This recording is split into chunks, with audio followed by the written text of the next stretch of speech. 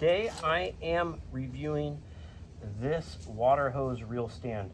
Really easy to put together. You can see it easily fits plenty of hose up here and has stakes right in the bottom, so you can just put it right in.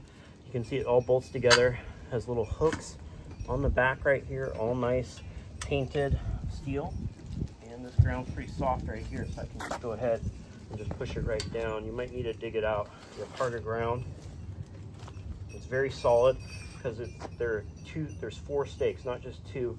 They're at each corner. It really makes it nice. But you might have to dig it out a little bit or get a hammer to put that. And then you have this basket up here which could easily fit, 100-foot hose, no problem. Your hook's in the back for whatever you want. Really nice. Let's take a little closer look at it. Yeah, you can see how it goes all there. Everything looks good, performs well. It looks nice in our garden here, and it gives us easier access to our hose. And I hope this video helped you with your buying decision.